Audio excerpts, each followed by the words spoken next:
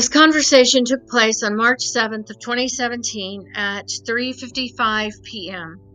This is a conversation between my mother and I. This is when I directly asked my mother if she drugged me so that my father could sexually assault me. And in this recording, my mother does acknowledge that yes, she did in fact drug me with codeine, a narcotic, so that my father, John Dowden, could sexually assault me. The reason why this was significant, other than the fact that my mother was acknowledging to drugging her own daughter when she was a minor so that her father could sexually assault her, is also that John Dowden, my father, was a United Methodist minister, and he was employed by the Northwest Texas Annual Conference of the United Methodist Church up in the Panhandle in Texas. And this was before my father became employed by the Texas Annual Conference in Houston, Texas, that was over the United Methodist churches in Harris County and other surrounding rural areas in Texas. And here is the conversation between my mother and I on March 7th.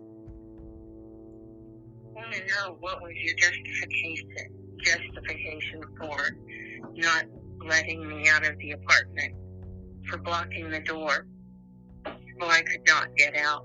Why did you do that? Because I was trying to get you to listen to me. By blocking the apartment door and not letting me leave the apartment? Yeah, I blocked you in. What is the justification for giving me codeine when I was 6 years old? Why'd you do that? When you knew I was making the doctor told me to. That's a load of shit, too. Well, whatever. You knew it made me sick. You even went over to the neighbor's house and got strawberry ice cream and put it in the ice cream and fed it to me in the ice cream after I had already threw it up. Why'd you do that? Is it easier to keep me sedated so you didn't have to deal with me? Yeah. Is that what was more convenient for you? Yeah. Or was it so I wouldn't know that my dad was molesting me? Is that it? Yeah. Your sarcasm and your arrogance isn't getting you anywhere. Bye. Okay, I'm going to try to unpack this. My mother did not expect me to be able to recall what happened back in Amarillo. She definitely did not expect me to be able to recall or for memories to resurface of her giving me the codeine, or to even think to ask her, hey, why did you give me that when you knew that it made me very sick? Because I do remember my mother giving me the codeine. I remember being lethargic from my mother giving me the codeine, from the sedation of the codeine. I remember being lethargic because I could not keep anything down, because I was constantly throwing up when she was giving it to me. There is a conversation that I had with her back in October of 2016, and it was October 2nd of 2016. And it was a 15-minute conversation that I'll have to find. And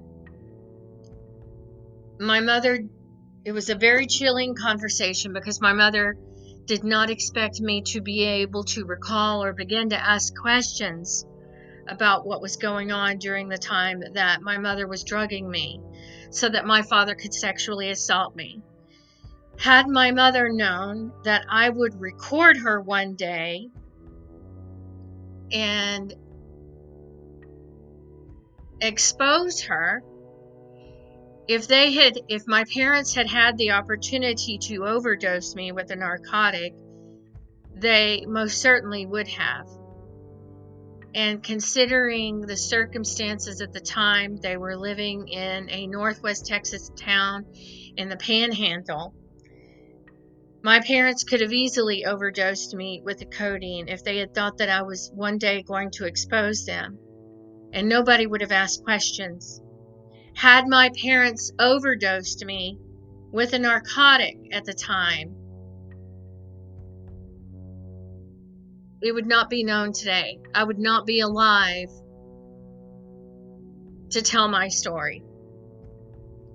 And my kids would not be my kids would not have been born. It is a miracle that I am alive to tell my story and that I have been able to recall what happened. I think that my mother was shocked that I directly asked her. And in the recording, in the conversation, my mother was arrogant and she was cocky. The reason why she was arrogant and cocky is because my mother realized and knew and understood what she had gotten away with. My mother knew she got away with perpetrating a sexual act against a child using a narcotic. And by that time, the statute of limitations was already in effect, and my father was deceased. And my mother, by that time, was pretty much on death's door because she passed away in 2018 of renal failure. My ex-husband, Carl Edward Anthony, knew about my mother's confession. Carl Edward Anthony and Bobby Snow knew that my mother had acknowledged and admitted to drugging me with the narcotic codeine while I was a minor so that my father could sexually assault me. And not only did they know this, they heard the recording. They heard the recording of my mother confessing.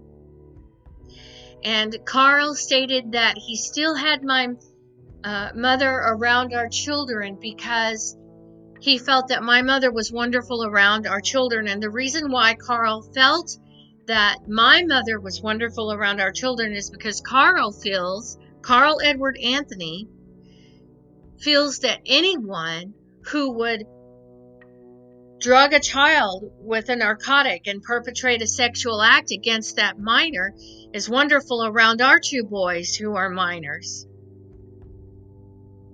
Just like Carl Edward Anthony thinks that sticking his finger up one of our boys' rectums to relieve constipation is appropriate, because Carl Edward Anthony thinks a doctor would agree with that method of parenting.